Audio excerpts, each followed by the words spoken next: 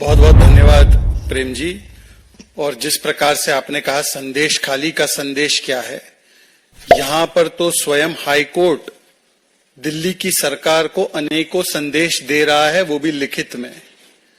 परंतु जैसे आपने बताया कि बंगाल में न मां न माटी न मानुष सुरक्षित है, सुरक्षित केवल शाहजहां है, तो दिल्ली में न लाखों बच्चे न उनका भविष्य सुरक्षित है। सुरक्षित है तो केवल शराब घोटाले में जो लिप्त सरगना है वो केवल कैसे सुरक्षित रखे जाए राजनीतिक रूप से, केवल इसी की चेष्टा है। और अब मैं इसी विषय पर आपके सामने कुछ बातें रखना चाहता हूं। मित्रों, इसी रामलीला मैदान में हमने दिल्ली के देखा था कि कुछ लोग सियासत बदलने आए थे, परंतु यही रामलीला मैदान में बदलते हुए और सियासी रूप से अपना धर्मांतरण करते हुए कुछ लोगों का चेहरा हमने आज ही देखा है और लगातार देखा है। कैसे झाड़ू से दारू तक, स्वराज से शराब तक, अन्ना हजारे से लालू तक, इंडिया अगेंस्ट करप्शन से जिन्होंने शुरुआत की वो आज इंडी अलायंस ऑफ करप्शन तक पहुंच गए। और जो लोग नारा लगाते थे कि लालू को जेल भेजना है, सोनिया को जेल भेजना है, राहुल को जेल भेजना है, अखिलेश को जेल भेजना है, आज उन्हीं लालू, सोनिया, राहुल, अखिलेश के साथ खड़े होकर कहते हैं कि हमें जेल भेज दिया तब भी हम सरकार जेल से ही चलाएंगे। ये जो सियासी धर्मांतरण हुआ है, इस पर केवल भारतीय जनता पार्टी नहीं बल्कि आज दिल्ली की हाई कोर्ट भी मुहर लगा रही है और कुछ कड़े और कठिन सवाल दिल्ली की सरकार से पूछ रही है। मित्रों, आपने हमेशा सुना होगा कि जेल से गैंग गिरोह वगैरह चलता है।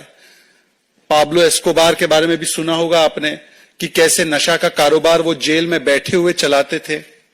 परंतु दिल्ली का ये दुर्भाग्य है कि दिल्ली में भी एक पाब्लो एस्कोबार बेशर्मी से और निर्लज्जता से, या यूं कहूं कि कट्टर बेशर्मी से किस प्रकार से सरकार तिहाड़ से चला रहे हैं।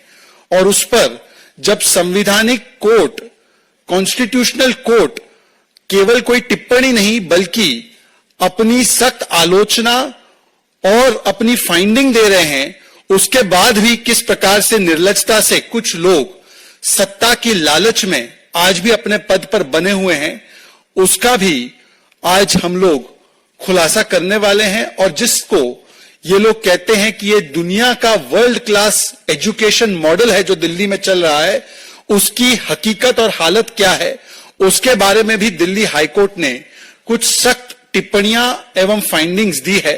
वो मैं आपके सामने पेश करना चाहता हूं, क्योंकि इसी से पता चलता है कि कितना सियासी धर्मांतरण हुआ है उन लोगों का जो बच्चों की सौगंध खाते थे और कहते थे कि हम 2 कमरे के मकान में रहेंगे। आज वो शीश महल वाली मानसिकता किस प्रकार से उनके अंदर आ चुकी है वो आपको दिखाई देगा। एक पीआईएल कुछ हफ्ते पहले दिल्ली हाईकोर्ट के सामने आई जिसमें कि लाखों बच्चों के भविष्य से जुड़ी हुई बातें थी। दिल्ली के अंदर लाखों ऐसे बच्चे हैं जिनको टिन के क्लासरूम में बैठना पड़ता है, टिन के बिल्डिंग में बैठना पड़ता है। हजारों ऐसे बच्चे हैं जिनको text book, writing material, black board, desk, ऐसी कोई बेसिक सुविधा भी प्राप्त नहीं है उन स्कूलों में। और ये सब स्कूल जो है ये अरविंद केजरीवाल और उनकी सरकार की जिम्मेदारी के तहत आते हैं। ऐसे लाखों बच्चों की चिंता करते हुए एक पीआईएल जब दिल्ली हाईकोर्ट में जाती है और दिल्ली हाईकोर्ट लगातार दिल्ली सरकार से पूछती है कि इन बच्चों के बारे में आप क्या कर रहे हैं, इनको बेसिक सुविधाएं जो इनका अधिकार है, जो इनको आपने प्रॉमिस किया था, जो संविधान इनको प्रॉमिस करता है, वो उनको क्यों नहीं मिल रहा, तो उस पर कुछ नहीं करते हैं। और आज दिल्ली हाईकोर्ट की तरफ से जो फाइंडिंग्स और बातें सामने निकल कर आई हैं, मैं आपके सामने पेश करना चाहता हूं। सबसे पहले दिल्ली हाईकोर्ट के एक्टिंग चीफ जस्टिस वो कहते हैं, और ये अरविंद केजरीवाल और अरविंद केजरीवाल का प्रतिनिधित्व करने वाले वहां पर जो मंत्री सौरभ भारद्वाज और उनके वकील से कहते हैं, how much power can you appropriate to yourself? How interested is your client to get power? What is the point of all this power? This arrogance of power is at its highest. This person, मतलब केजरीवाल के विषय में बोल रहे हैं, this person is looking for more power and you have placed your personal interest at the highest and not national interest. ये तब हुआ जब सौरभ भारद्वाज ने बताया कि ये बच्चों को हम इसलिए जो बेसिक बुनियादी सुविधाएं नहीं दे सकते क्योंकि मुख्यमंत्री जेल में है, और मुख्यमंत्री जेल में होने की वजह से, कस्टडी में होने की वजह से हमारी सरकार इन बच्चों के लिए कोई निर्णय नहीं ले पा रही है। तब acting chief justice of high court ने कहा है कि आपने आपकी व्यक्तिगत महत्वाकांक्षा और हितों को देश के हित के ऊपर रखा है, और आप कितना पावर, कितनी आपको सत्ता चाहिए, ये सत्ता की लालच में आप देश के भविष्य के साथ खिलवाड़ कर रहे हैं।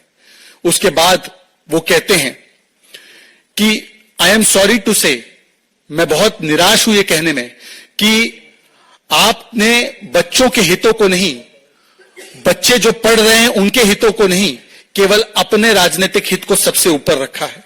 उनके पास नोटबुक नहीं है, नोटपैड नहीं है, यूनिफॉर्म नहीं है, वो टिन शेड में पढ़ाई कर रहे हैं। क्या आपको लगता है ये सही है? और सौरभ भारद्वाज पर भी टिप्पणी करते हुए उन्होंने कहा है कि सौरभ भारद्वाज जी, आप केवल घड़ियाली आंसू बहाते हैं। उसके बाद कोर्ट कहती है, और ये सारी कोर्ट की टिप्पणी और फाइंडिंग्स और बातें हैं, इसमें से एक भी शब्द भारतीय जनता पार्टी का नहीं है। क्या ये कोर्ट की जिम्मेदारी है कि यूनिफॉर्म और बुक डिस्ट्रीब्यूट कराए? ये हमारा काम नहीं है।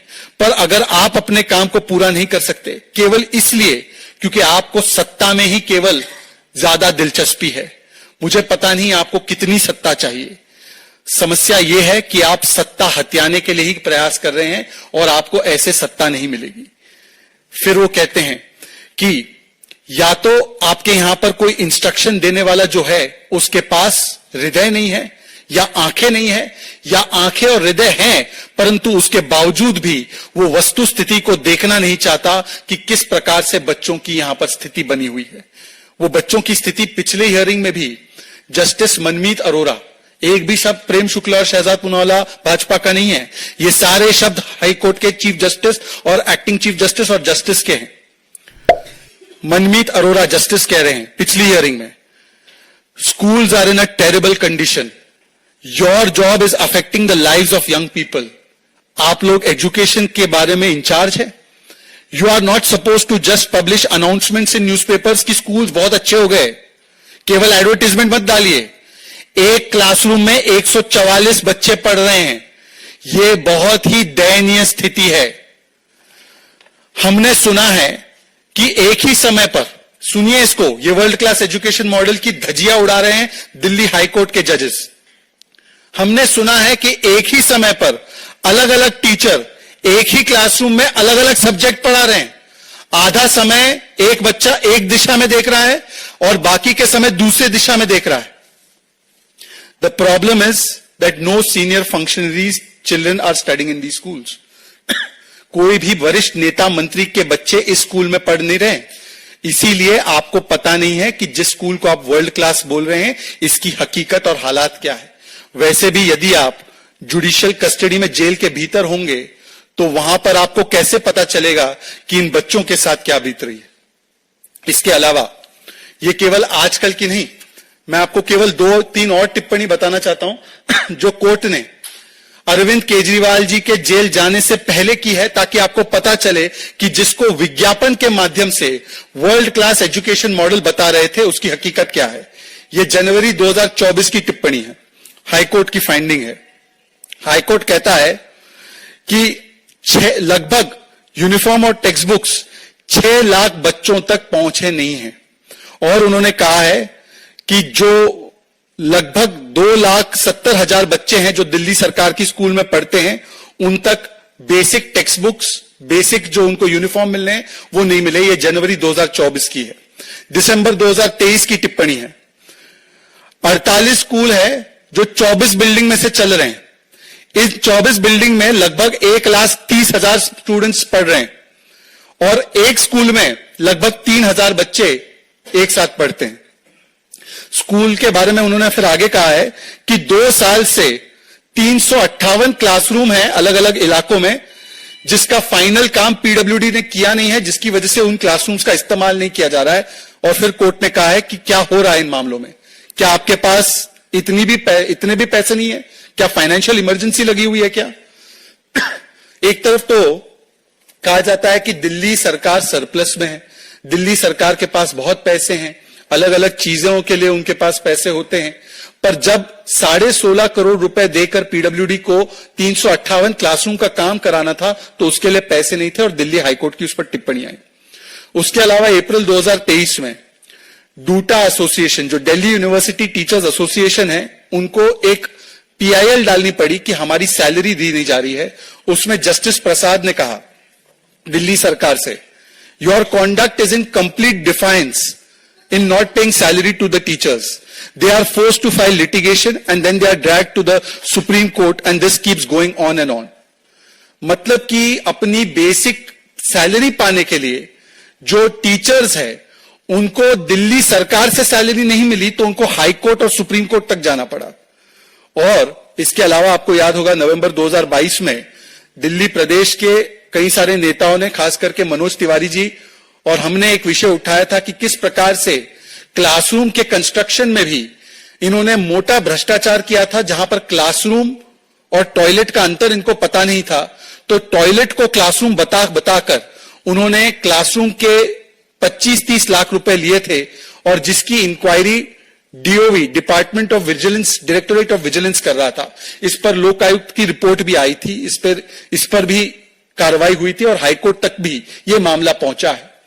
कुल मिलाकर सवाल यह है कि एक तो ये जो वर्ल्ड क्लास एजुकेशन मॉडल जिसकी आप बातें कर रहे हैं, मैंने आपके पास केवल पिछले 6-7 महीने की 4-5 हाईकोर्ट की और सुप्रीम कोर्ट की टिप्पणियां सामने रखी है। क्या यही वर्ल्ड क्लास एजुकेशन मॉडल है अरविंद केजरीवाल जी की सरकार का? दूसरा, आज तो हाईकोर्ट भी सवाल पूछ रहा है कि आप कितने दिनों तक जेल के भीतर रहते हुए दिल्ली की सरकार चलाना चाहते हैं। यह कोई भारतीय जनता पार्टी का, किसी राजनीतिक विरोधी का सवाल नहीं है। आज सवाल स्वयं हाईकोर्ट पूछ रहा है कि क्या आप राष्ट्रहित के ऊपर अपने व्यक्तिगत हित को रखना चाह रहे हैं? और ऐसी क्या मजबूरी है अरविंद केजरीवाल जी? आपके पास तो कई सारे एमएलए हैं, क्या आपको किसी भी एमएलए पर भरोसा नहीं है? क्या अगर सत्ता सौंपनी है तो केवल किसी परिवार के सदस्य को ही सौंपनी है क्या? या आप समझते हैं कि जो पैमाना आप दूसरों पर लगाते थे, आप ही कहते थे लालू जी इस्तीफा दे, सोनिया जी इस्तीफा दे, इनके ऊपर तो कोर्ट की कोई ऐसी टिप्पणी भी नहीं आई थी।